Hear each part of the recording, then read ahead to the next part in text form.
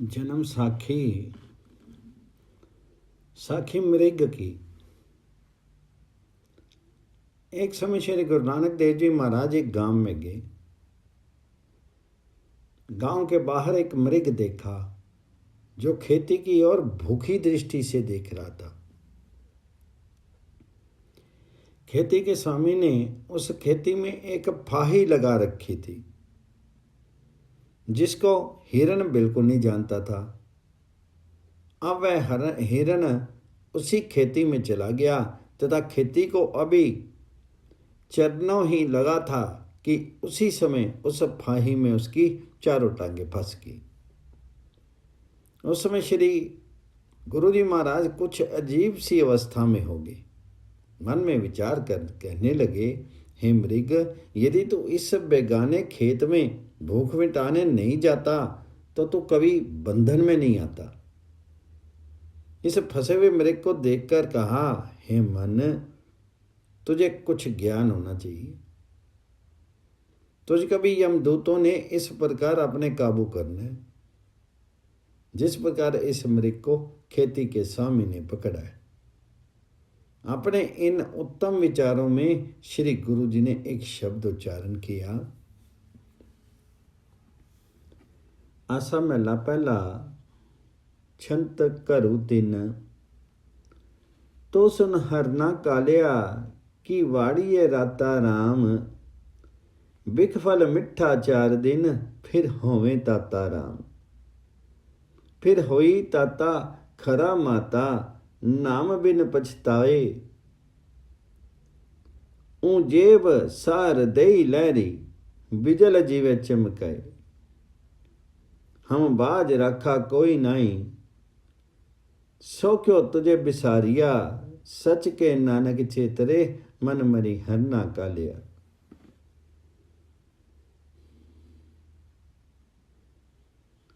श्री गुरु नानक देव जी महाराज कहते हैं कि हे मन, जो काला हरण है सो तू है। मैं तुझको शिक्षा देता हूं कि जो वस्तु त्याज्य है उसे मत ग्रहण कर। यदि तो उसकी दी वस्तु को जाएगा तब वह अमृत है, और यदि तू त्याज्य वस्तु को अंगीकार करेगा तो तू फाही में फंसेगा। जिस प्रकार ये हिरण काबू आ गया है उसी प्रकार तू भी दुखी होगा तथा तू परमेश्वर के हुक्म की अवहेलना करेगा तब तेरी इसी हिरण के समान बुरा हाल होगा। उस भगवान के सिवा तेरा कोई रक्षक नहीं। सो तो परमेश्वर का स्मरण कर, जब तू यम के धाम के दंड से बचेगा। जन्म साखी में साखी भ्रमर की। एक दिन सतगुरु नानक देव जी एक सुंदर तालाब के तट पर जा बैठे। वहां गुरु जी ने अनेक कमल के फूल खिले हुए देखे जिन पर एक भ्रमर गुंजार कर रहा था तथा उन पुष्पों की सुगंधि में मस्त होकर के उनका मधुपान कर रहा था। जब सायंकाल हुआ तो वह भ्रमर एक खिले हुए कमल पुष्प पर बैठ गया। जब रात्रि काल हुआ तो वह कमल पुष्प मिट गया तथा भ्रमर उसी में बंदी हो गया। तब श्री गुरु जी उस भ्रमर को निमित्त करके अपने मन को शिक्षा देते हैं जिससे समस्त संसार का उपदेश हो जाए। तब गुरु जी ने एक शब्द उच्चारण किया। छंत में लाइक, भंवरा फुल पवंतियां, दुख अति भारी राम, मैं गुर पुछया अपना साचा विचारी राम। विचार सतगुर तुझे पुछिया, भवर बेली रात और, सूरज चढ़िया पिंड पड़िया, तेल तावन ताताओ। जगमग बाता खाई चोटा, शब्द बिन बैतालिया, सच कहे नानक चेतरे, मन मरी पवरा कालिया। परमार्थ, अर्थात गुरु जी फरमाते हैं कि हे मेरे मन, तूने भंवरे का खेल देखा है, जो सुगंधी के लोभ में अपने प्राणों से हाथ धो बैठता है। तू भी इसी भ्रमर की नुआई माया का बंदी बना करके अपने प्राण गवा बैठेगा। ये लालच महान बुरी बला है तथा तो पाप कर्म की सजा पाएगा। माया की प्रीति उसी भ्रमर के सदृश तुझे कष्टप्रद होगी। जैसे किसी कढ़ाई में तेल तपता है, उसी प्रकार रे मेरे मन, तो भी अग्नि में ही जलाया जाएगा। जैसे बेताल को अत्यंत मीठा पीटा जाता है, उसी प्रकार तेरी भी गति होगी। यदि तो माया के साथ ही मोह करता रहा, तब तेरा कोई भी सहायक नहीं होगा। तुझे उचित है कि परमात्मा के साथ प्रेम कर। जन्म साखी, साखी झीवर के जाल की। एक समय श्री गुरु जी एक नदी के तट पर जा बैठे। वहां एक झीवर ने नदी के भीतर मछली पकड़ने को जाल डाल रखा था। बहुत सी मछलियां उस जाल में आ गई। तब उनको काबू करके वह झीवर अपने घर की ओर रवाना हुआ। तड़पती मछलियां गुरुजी ने देखी, तब अपने मन को निमित्त बना करके संसार का उपदेश दिया। मेरे जीड़िया परदेसिया, कित पावी जंजाले राम, साचा साहिब मन वसे, की फांसी जम जाले राम।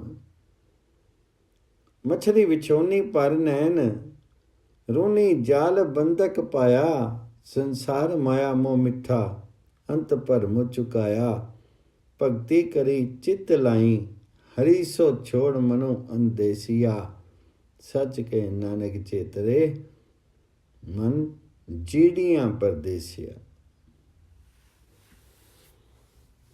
अर्थात गुरु जी फरमाते हैं कि हे मेरे मन, ये तमाशा देख के जो मछली पाताल में थी, उसे जाल लगा करके झीवर अपने घर को ले गया।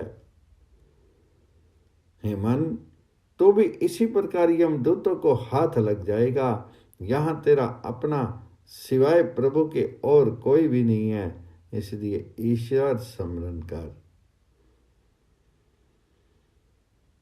जहाँ मछलियां जो अचेत और अज्ञान में थी, उनको झीवर ले गया है, उसी प्रकार तो भी मोह माया में अचेत हो रहा है।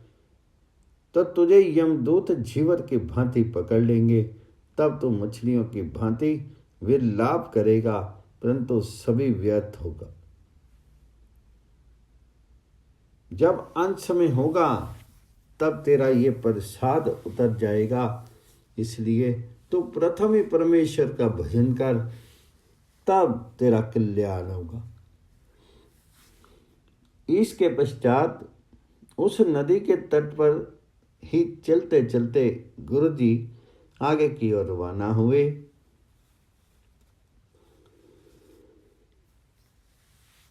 तब श्री गुरुजी महाराज उस नदी के प्रवाह की ओर जा रहे थे, साखी नदी के प्रवाह की। तब क्या देखा कि उस नदी के प्रवाह के दो भाग हो गए, जो एक दक्षिण की ओर और एक पूरब की ओर जा रहा। ये देख करके श्री गुरु जी संसार को इस शब्द से परम मनोहर उपदेश देते हैं। शब्द है, सुनत महला पहला। नदियां वाहो बिछोनिया मेला, संजोगी राम जुग जुग मिठा बिस भरे, जो जाने जानी राम। कोई साब जाने हरि पछाने, सतगुर जिन चेतिया, बिन नाम हरि के परम पुल्ले, पच्ची मुगद अचेतिया। हरि नाम भक्ति न हृदय सचा, से अंत ताही रुनिया साज कहे नानक शब्द मेल चिरी विछुनिया। परमार्थ गुरु जी वचन करते हैं कि हे मेरे मन, ये जो तू नदी का प्रवाह बिछड़ता देख रहा है, अब ये प्रारब्ध से ही मिलेगा। यदि ईश्वर की इच्छा ही तो मेल होगा, नहीं तो वियोग तो तुम्हारे समय ही है। इससे ये पता चलता है कि परमेश्वर से मिला रहो। यदि विछोड़ा हो गया तब फिर ऐसा समय फिर बने अथवा ना बने, अर्थात मनुष्य शरीर फिर मिले या ना मिले, समय निकल गया तो ईश्वर की आज्ञा से तुझे 84 लक्ष योनि में धकेला जाएगा। जो प्राणी मीठा अधिक खाता है, यदि वह ईश्वर अर्पण किए बगैर खा लेता है तो वह विष के तुल्य होता है। इस बात को उत्तम पुरुष जानते हैं। हे मन, स्मरण का परम सुख है और तुझे तब अनुभव होगा तो ईश्वर स्मरण में लग जाएगा, तथा जिसने प्रथम गुरु शरण प्राप्त नहीं की उसे सच्चे सुख का ही अनुभव हो नहीं सकता। जो अचेत तथा ज्ञानी हैं वे माया के मोह में भरे हुए हैं, वे सब नरकगामी हैं। हे मन, तो उस प्रभु का स्मरण कर। जब ये गुरु जी का उत्तम उपदेश बाले ने श्री गुरु अंगद देव जी को सुनाया, तब गुरु अंगद देव जी अपने ही स्वरूप में लीन हो गए और तमाम संगत परम प्रसन्न हुई तथा गुरु अंगद देव जी के चरण कमलों में नमस्कार करके जाती जाती कहने लगी, हे भाई बाला, तुम धन्य हो जिसने परम सतगुरु नानक देव जी के सभी कौतुक नैनों से देखे और श्रोतों द्वारा श्रवण किए हैं। इन कौतुकों को जो प्राणी श्रद्धा से पढ़ेगा अथवा सुनेगा वह परम धाम को प्राप्त करेगा। धन्य गुरु नानक देव जी की। जन्म साखी सहु सुहागन की। एक दिन श्री गुरु नानक देव जी एक नगर में गए। एक माता के घर में जा बैठे। उसी नगर में एक फकीर रहता था। जिस दिन चंद्रमा चढ़ता था उस दिन उसके घर में बहुत जनता आती थी। बहुत लोग अनेक प्रकार की भेंट बाजों की ध्वनि में लेकर आते थे। उस फकीर के मकान पर एक खासा मेला लग जाता था। यदि कोई पूछे कि आज क्या है, तब उत्तर मिलता कि इस घर में सहू ने आना है। और फकीर कहता था कि मेरे मकान में कोई भी नहीं है। और घर में फूलों की शैया बना रखता था तथा इधर गुलाब आदि के छिड़कता था। उस रोज ये फकीर किसी को अपना मुख नहीं दिखाता था और ना ही किसी का मुख देखता था तथा मकान के भीतर ही तमाम रात्रि बैठा रहता था तथा बुर्का पहनता और अपने को स्त्री समझता था। ये बातें तमाम जनता में होती थी। उधर उस घर में श्री गुरु जी महाराज विराजमान थे। उस बुढ़िया ने स्वेच्छा भोजन तैयार करके गुरु जी के आगे रख करके प्रार्थना की, हे महाराज, इस रूखी सूखी रोटी को ग्रहण करें। तब गुरुजी ने कहा, भोजन तो हम पा लेंगे, परंतु ये नगर में शोर किस बात का है। तब उस देवी ने कहा, हे महाराज, इस नगर में एक फकीर रहता है। वे कहता है कि शुक्ल पक्ष की दूज को घर में सहू आता है। वह बात सुनकर के गुरुजी ने मुझे और मर्दाने ने कहा, चलो हम भी उस फकीर को देखें और सहु सुहागन का दीदार करें। तब हम लोग गुरु जी के साथ उस फकीर के द्वार पर जाकर के खड़े हो गए। देखा बहुत दुनिया खड़ी है और किसी को भीतर नहीं जाने दिया जाता। अब गुरु जी ने भीतर जाना चाहा तो लोगों ने रोक दिया। तब गुरु जी ने उसके दरबानों को कहा, है भाई, फकीर जी को कहो कि बाहर साधु खड़े हैं और तुम्हारा दीदार मांग रहे हैं। तब फकीर ने उन दरबानों ने कहा, भाई मैंने तो आज अपना सहू का दीदार करना है, आज मैंने किसी को दर्शन नहीं देना है। जब दरबानों से सुना कि वह फकीर इनकार करता है, तब हमें गुरु जी ने कहा, सुनो मित्रों, यहाँ कुछ भी नहीं है, यहाँ झूठा स्वांग है। यदि इसको सहू का दीदार हो जाता तो हर बुरके में सहू को पहचान लेता। तब गुरुजी वहां से उठ करके एक पहाड़ी पर जा बैठे। तब उधर जनता में देव योग से लड़ाई हो गई। कोई झंडा उतार करके ले गया तो कोई नगाड़े उठा करके भाग गया। लड़ाई में सभी साज बाज बाजत रहम ब्रह्म हो गया। अनेका को सख्त चोटें आई, खून दी होली खेली गई। उस फकीर का मिलान नष्ट हो गया। अब उस फकीर की चारों ओर निंदा होने लगी, महिमा पलों में घट गई। तमाम दुनिया उस फकीर को झूठा कहने लगी। 1 महीने के पश्चात गुरुजी उसी बुढ़िया के घर में आए और पूछने लगे, है बुढ़िया, आज भी चांद की पहली है, उस फकीर के यहाँ आज मिला नहीं लगा। उसने उत्तर दिया, है महाराज, उस फकीर का सभी नाटक बिल्कुल झूठ ही निकला। एक दिन गुरुजी शहर के बाहर गए। तब एक लंगड़ा आदमी नगर के बाहर इधर उधर मांगता मिला। वह गुरुजी को देखते ही चरणों में आ गिरा। गुरुजी ने उस लंगड़े पिंगले की ओर कृपा दृष्टि से देखा। तब उसके सभी अंग ठीक हो गए। उसने गुरुजी की महान स्तुति की। अब गुरुजी उसे कहने लगे, हे मित्र, यदि तुमको कोई पूछे कि तुम्हारे हाथ पैर किसने ठीक किए हैं तो तुमने कहना कि मेरे हाथ पैर ठीक करने वाला वही सहु सुहागन जी हैं। बस जब उसे पूछा जाता तो वह सहु सुहागन का ही नाम लेता था।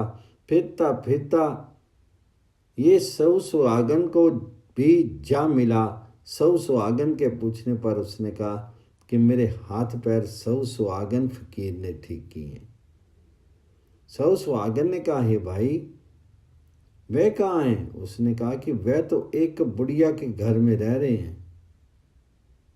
तब वह झूठा फकीर उस पिंगले के साथ गुरु जी के निकट आया तो बस देखते ही चरणों पर गिर पड़ा और हाथ बांध करके बेनती करने लगा और कहने लगा, हे महाराज, आप मुझे क्षमा कर दो, मैं भूला हुआ था, मुझे क्षमा करो। सत्य बात तो ये है कि मैंने आपको पहचाना नहीं था। गुरु जी ने दया दृष्टि करते हुए कहा, हे मित्र, प्रत्येक बुरके में उस सहु को जान कर और सभी को दीदार देना लेना अच्छा है। जब तू परमेश्वर का भजन करेगा तब वह सच्चा सहु तेरे बिन बुलाए तेरे पास स्वयं चला आएगा। फिर गुरु जी के चरणों पर नमस्कार करके तथा आज्ञा लेकर के वह सहु सुहागन फकीर अपने ठिकाने जा बैठा। उधर वह पिंगला सहु सुहागन का प्रचार कर रहा था। तब उसका उजड़ा मेला फिर से लगने लगा। तब गुरु जी की कृपा समझ करके वह सहु सुहागन फकीर गुरु जी का शिष्य बन करके नाम जपने लगा। तब श्री गुरु जी ने वहाँ एक श्लोक उच्चारण किया। श्लोक महला पहला, तुद भावी ता बावी, गावी तुद भावी जल नावी, जा तुद भावी ता करी विभूता, सिंगी नाद बजावी। जा तुझ भावे ता पढ़ी किताबां, मुल्ला शेख कहावी, ਜਾਂ ਤੁਧ ਭਾਵੀ ਤਾਂ ਹਮੀ ਰਾਜੇ, ਰਸ ਕਸ ਬਹੁਤ ਕਮਾਵੀ। ਜਾਂ ਤੁਧ ਭਾਵੀ ਤਾਂ ਤੇਗ ਵਗਾਵੀ, ਸਿਰ ਮੁੰਡੇ ਕੱਟ ਜਾਵੀ। ਜਾਂ ਤੁਧ ਭਾਵੀ ਤਾਂ ਜਾਈ ਦਿਸੰਤਰ, ਸੁਨ ਗੱਲਾਂ ਕਰ ਆਵੇਂ ਆਵੀਂ। ਜਾਂ ਤੁਧ ਭਾਵੀ ਤਾਂ ਨਾਈ ਰਚਾਵੀ, ਤੁਧ ਭਾਗੋ ਤੂੰ ਬਾਵੀ। नानक तक कहे बेनती, होर सगले कूड़ कमावी। ये श्लोक सुनकर के सभी लोग गुरु जी के चरणों पर गिर करके प्रणाम करने लगे। तब गुरु जी उन पर अपनी कृपा दृष्टि करके तथा अनेकों की कामना पूर्ण करके चल दिए।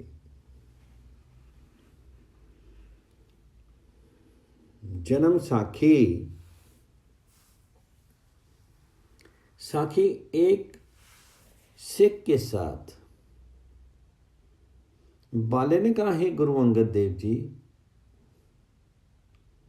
श्री गुरु नानक देव जी महाराज संसारी जीवों का कल्याण करते चले जा रहे थे। तब मार्ग में एक सिख से भेंट हो गई। उसने प्रार्थना की कि हे महाराज, सिक्खी उत्तम है अथवा फकीरी? तब गुरु जी ने कहा, हे सिख, पहले तो हमारा काम कर। अमुक नगर में एक हमारा शिष्य रहता है, हमारा लिखा संदेश उसको देना और भोजन भी उसी के घर विच खाना। जब तो लौट करके आएगा तब तुझे तेरे प्रश्न का उत्तर दे दिया जाएगा। तब उसने हाथ जोड़ करके कहा, हे महाराज, जैसे आपकी आज्ञा। तब गुरु जी ने एक आज्ञा पत्र लिख करके दे दिया। तब वह सिख आज्ञा पत्र लेकर के चल दिया। गुरु जी के बताए नगर में जाकर के पूछने लगा, भाई अमुक सिख का घर कौन सा? पूछता पूछता वह उसको शिष्य जा मिला। तब उस शिष्य ने इसका आदर सत्कार सहित कुशल मंगल पूछा, परंतु वह शिष्य घर से अति निर्धन था। कभी अन्न मिलता कभी नहीं मिलता था। उस सिख के घर विच एक लड़की थी। उस लड़की का एक साहूकार 1000 रुपया देता था और कन्या मांगता था, परंतु ये लड़की देने को तैयार नहीं था। उस शिष्य ने आकर के कहा, हे प्यारे, भोजन तैयार है, सो आप भोजन कर लो। उसने कहा, हे मित्र, ये आज्ञा पत्र गुरु जी ने तुझे दिया, पहले इसे पढ़ लो। उसने हुक्मनामा लेकर के नेत्रों से लगाया और अपने सिर पर रख लिया। जब खोलकर पढ़ा तो उस पर लिखा था कि 200 रुपया हमारी भेंट और 50 रुपये इस सिख की भेंट करो। जो हमारा हुक्मनामा तुम्हारे पास लाया है, वह हुक्मनामा लेकर के अपनी पत्नी के पास आकर के कहने लगा, हे गुरु की प्यारी, ये गुरु जी का आज्ञा पत्र है, अब क्या किया जाए? उसने कहा, हे स्वामी, अब चिंता की क्या बात है? हमारा तन मन धन सर्वस्व गुरु जी का है और हमारी कन्या भी गुरु जी की है और अमुक साहूकार लड़की का 1000 रुपया देता है। आप उससे जितने रुपए दरकार हैं लेकर के उससे कन्या विवाह दो। उधर हुक्मनामा लेकर के जाने वाला सिख सोचने लगा, हे भगवान, ये तो अत्यंत दरिद्री है, गुरु जी के लिए रुपया कहाँ से लाएंगे? इधर ये विचार कर रहा था, उधर वह सिख साहूकार के घर गया तथा सत श्री अकाल कह के बैठ गया। साहूकार ने पूछा, आओ, किस प्रकार तुम्हारा आना हुआ? तो सिख ने कहा, आप मुझे 250 रुपया दे दो तथा मेरी कन्या से विवाह कर लो। उस धनी ने उसे 250 रुपया दे करके उसे विदा किया। ये उस हुक्मनामा लाने वाले के निकट आया। उसने हुक्मनामे की भेंट 200 रुपये दिए और 50 लाने वाले को दे करके कहा, प्रसाद पाओ। भोजन खा करके वह शिष्य वहाँ से लौट करके गुरु जी के निकट आया। उस रुपया वाले शिष्य ने अपने अहोभाग्य जाने और सत्कार पूर्वक विदा किया। मार्ग में उस शिष्य ने कहा, धन्य है गुरु जी के शिष्य और धन्य है गुरु जी महाराज। इतने में रास्ते में उसे फकीर मिला। ये उसके पास छाया देख करके बैठ गया। उस फकीर के पास एक सौदागर आया। उस सौदागर ने एक थाल भोजन का धर कर नमस्कार किया और एक दोशाला फकीर के ऊपर दे दिया। 2 घड़ी के पश्चात एक और मुसाफिर आया। उस फकीर के आगे भोजन मिठाई का थाल धराया उठा लिया और दोशाला भी उतार करके चलता बना। फकीर ने अपने मुख से देने वाले को आशीर्वाद नहीं दिया तथा ले जाने वाले को बुरा नहीं कहा। आय का हर्ष नहीं और गे का शोक नहीं, एक रस रहा। 4 घड़ी बैठ करके वह शिष्य उठ करके चल दिया। मार्ग में उस शिष्य को रात होगी। तब मैं एक वृक्ष के नीचे जाके बैठ गया। उस वृक्ष पर पक्षियों का जोड़ा रहता था। वह पक्षी भी गुरु जी के श्रद्धालु थी। पक्षी ने उस सिख को देख करके अपनी स्त्री से पूछा कि हमारे घर ये अतिथि आया है, यदि ये भूखा रहा तो हमें पाप लगेगा।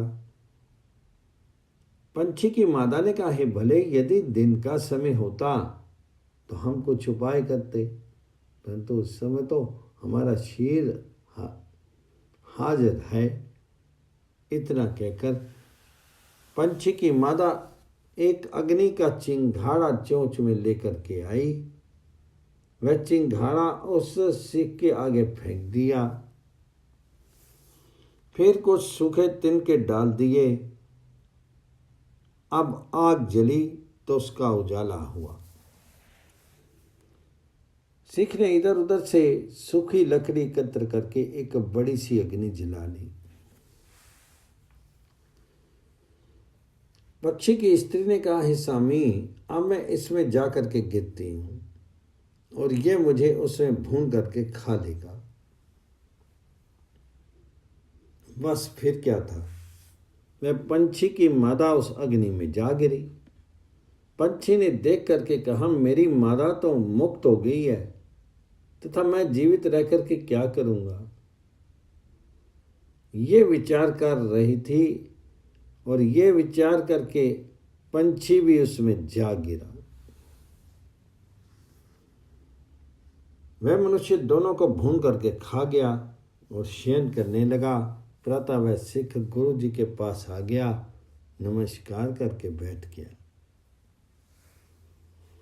गुरु जी ने कहा, हे प्यारे, क्या तुझे प्रश्न का उत्तर मिला है अथवा नहीं? उसने कहा, हे सर्वशक्तिमान गुरुदेव, धन्य हो आप और धन्य हैं आपके शिष्य। गुरुजी ने कहा, हे भाई, यदि गृहस्थी सिख बनता है तो उस हुक्मनामा मानने वाला जैसा बने अथवा उस पक्षियों जैसा बने, और यदि फकीर होता है तो उस फकीर जैसा बनना उचित है। तब उस शिष्य ने प्रार्थना करके कहा कि हे गुरुदेव, ये तो दोनों ही काम कठिन है, आप मुझ पर अपनी कृपा दृष्टि करके मेरी भूल को क्षमा कर दो। तब गुरुजी ने उसे दिव्य दृष्टि दे करके उसके कपाट खोल दिए, जिससे वह ब्रह्म ज्ञानी हो गया। तब गुरुजी ने उसे परम पवित्र उपदेश दिया और प्रभु नाम स्मरण का उपदेश दिया और कहा, हे प्रियवर, इससे तुम्हारा जीवित तो यश होगा और मरने के पश्चात तेरी मुक्ति होगी।